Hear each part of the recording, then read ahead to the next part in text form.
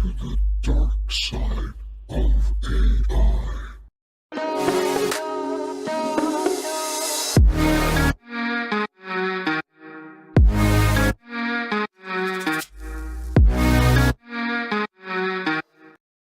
Welcome to Wolf's Watch. I'm Wolf. Thanks for joining us today for part 2 of the dark side of AI.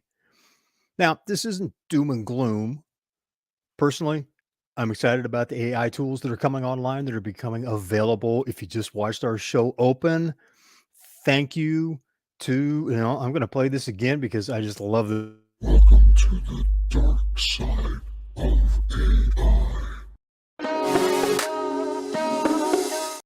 AI. In that open, the video montage there was by Kabi, and thank you so much for the video. We're just starting to use that tool, just joining up as a member. The voiceover was done with the help of, let me make sure I get their name right, because another organization that we just started using their tools for voiceover, voice mod. Yes, by voice mod. Yeah, awesome tools. We're just beginning to use that. Still have the watermark because that was on the video, because that was a sample that we downloaded as we're beginning to sign up. I didn't have time to recut it. And besides, wanted to promote them. There's a ton of tools. How do you know which ones to pick? On Tuesday, that'll be March 21st, live, we'll be talking with another thought leader in marketing about how AI is helping businesses on the front end. That'll be Ken Walls. So that's part 2 in our live interview series. There's several more lined up after that. This is about, what do we need to watch out for? As a business owner, what do you need to watch out for? What are concerns that you need to be aware of so that you can properly lead your management team, your leadership team that's running your business and getting day-to-day operations done? So I've got some stories here. I'm going to be looking down for notes to make sure that I cover everything and keep it tight and succinct. Will just be a few minutes. Imagine going to your daughter's performance. It's a big deal. Everybody's dressed to the nines. It's very public. It's in one of the major opera houses in the city that you live in, or perhaps like where I grew up, the only place to perform in the area. You go in, everybody's just looking great, ball gowns and tuxes, and it's about to begin. And as you're working your way in from the lobby and reception area where everybody's having a beverage or two and sharing the excitement for the performance you're about to see, you're so proud of your daughter. And as you're walking up to the doors, security steps in front of you and says, "We're sorry, you're not allowed to go in. And in fact, you have to leave the property immediately." A woman ran into this because facial recognition, as part of the security system, had identified her and then flagged her because of her alleged political beliefs. Not because of how she had behaved, not because she was talking about a cause with other people, but because of something outside of the event that had nothing to do with how she was conducting herself at the event. She was ejected from the building, barred from seeing her daughter's performance. Now, this was in the United States in 2022, 2023. You can look the article up, but don't have the date, have the citation. If you want to dig deeper in that, can give it to you. Imagine that. Now, is that the kind of environment that we want to create? The centralized control of artificial intelligence tools and what's on the inside is a very, very big issue. The next is, we're going to do four points today. For all 4 fingers. We're doing 4 points today. So that's the first of 4 points, which leads into point number 2. You use an AI tool that you're really excited about. Take that show open that we just gave you. And the video portion of it that we showed was all AI generated. The voiceover was AI augmented. A year later, someone comes back and hits you with a lawsuit and a cease and desist order for the video, because they claim that the AI company didn't have the right to the artistic content that was included in that particular video. Now, I'm not predicting that has anything to do with the actual video that we played at the beginning. All right. Understand, this is not gloom and doom. This is a think about these considerations. What would you do in this scenario? The issue of who owns what with AI is very murky. It's not clear.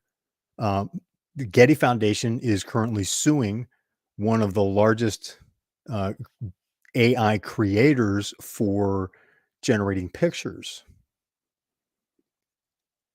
because their database, their photo database, Getty Images, is one of the biggest photograph providers in media.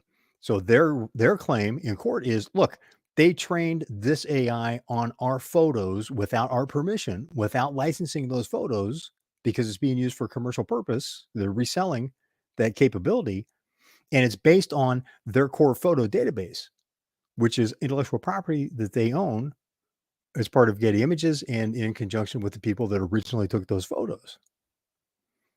This is going to be played out in the courts. There's going to be new legislation at some point that will fine tune some of this. We'll see how this plays out, but that could put you in a position where someone used a piece of something else that is then contested. What do you do in that situation? How would you respond to that? You need to plan and think about those types of issues are going to be coming up. Microsoft just announced today, it hit the airwaves that in 365, they're going to have AI support tools. Microsoft Office 365. They're embedding AI support tools. More on that in the future. But think about those types of considerations of who owns what now becomes very, very different.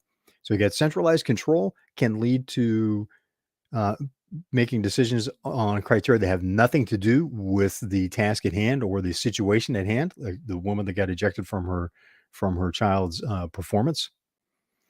Second thing, who owns what? Who has the rights to what pieces of information when they use it. So here's number three. Number three is, and I want to take you back to, have you seen the movie I, Robot? I grew up as a sci-fi fan. I loved reading Isaac Asimov, Robert Heinlein. Really great. Many Frederick Pohl, Pohl. Just remember Pohl because it was easy. It was easy for me to remember as I was ripping through sci-fi books. That's why I got involved in technology.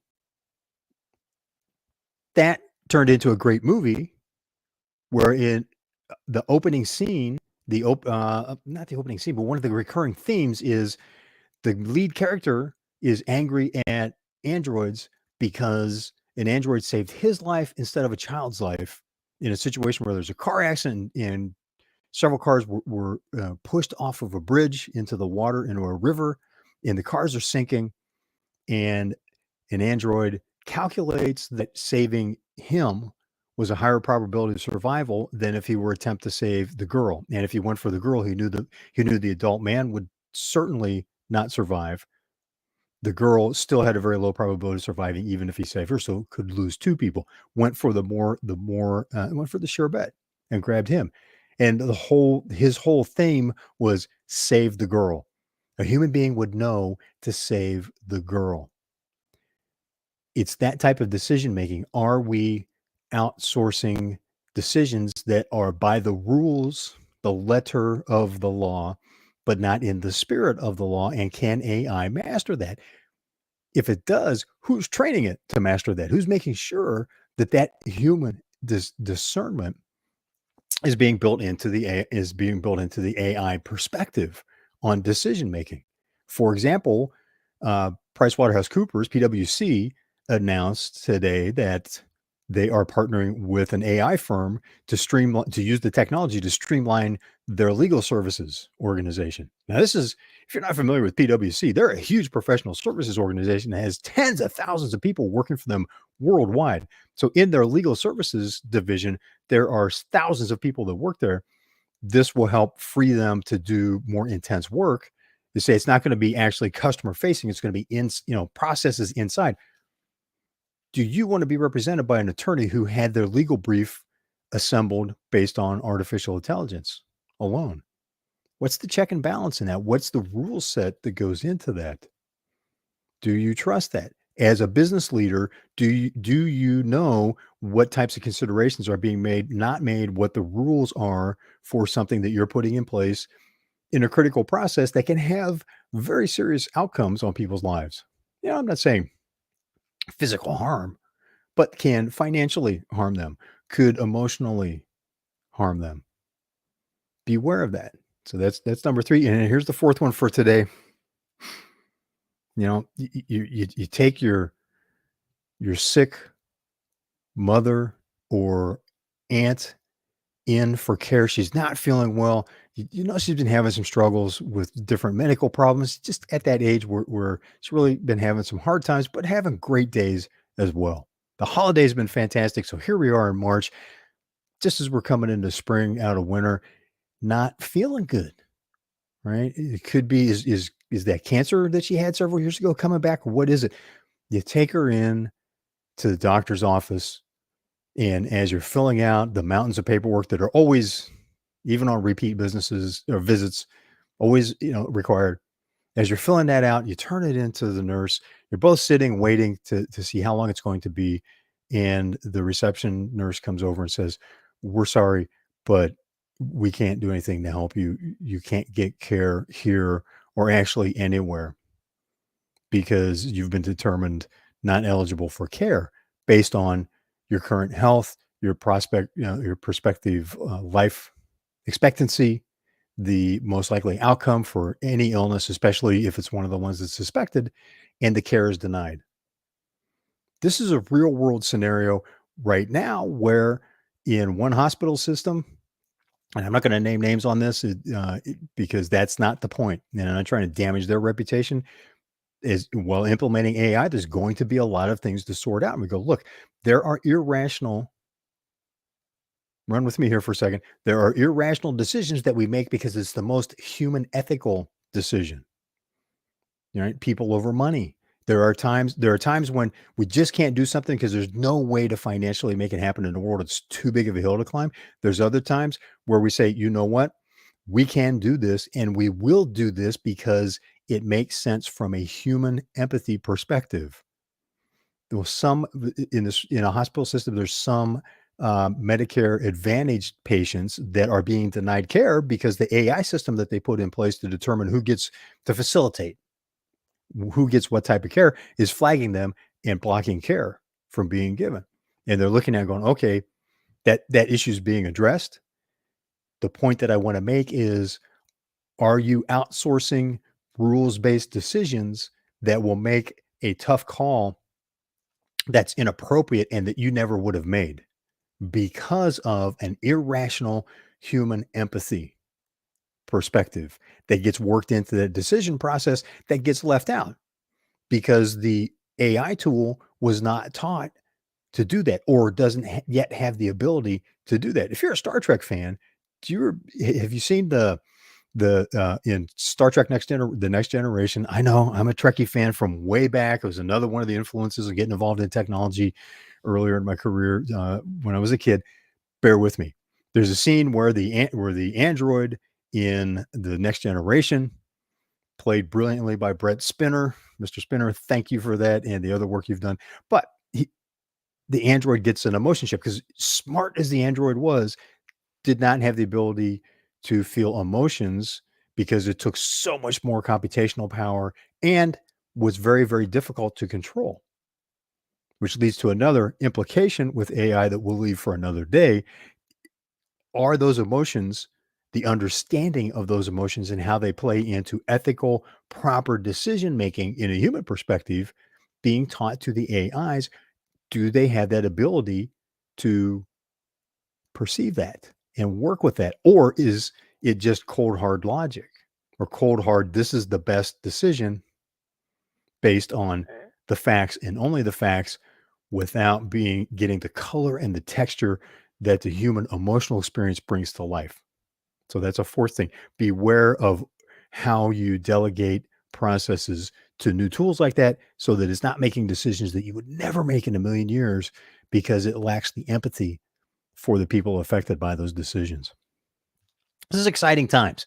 Great stuff that's coming. In the tools, it is just looking at how do we use them correctly? What do we need to be aware of so that we're not blindsided down the road? And there will be things that we will not be able to foresee. What you need to do as a leader, right? And let me not preach it at you, for your consideration. Get as much information as you can now as a leader so that you can make the best decisions possible, have a little bit of foresight of what might be coming up in order to be able to coach your leadership team at your business, right? In making better decisions and making more informed decisions, in making empathetic human decisions, and it'll be a bright future. You'll have powerful tools that'll help you scale your business, that will help the people that you affect through your business prosper, which is really why we're entrepreneurs, isn't it? Hey, thanks for being part of Wolf's Watch. I'm Wolf. Thanks for being part of the conversation. We'll have part three, which will part three. Yeah, three fingers. That'll wrap up that will wrap up our series on the dark side. And again, not doom and gloom. It's just what do you need to consider, because these are things that could go off the rails and cause you problems where you're up having more sleepless nights because something happened that you never would have wanted to have happen, or drives your business off the rails because it exposed you to some downside liability. Again, thanks for being part of Wolf's Watch. I'm Wolf. If you didn't get a chance to ask a question today and you're watching this on a replay, smash that like button, subscribe, and post your question in the comments, because we watch those and I'll get you answers. If I don't know the answer, I guarantee I know someone that can get the answer for you, and it'll blow you away, because one thing I love doing is I surround myself with people that know a lot more and are very much experts in these fields that we touch on, right? As a leader, it's about communication. So this is to help you as on your journey on leadership, provide something you can apply in your business. Thanks for being part of the conversation. I'm Wolf. This is Wolf's Watch. I look forward to seeing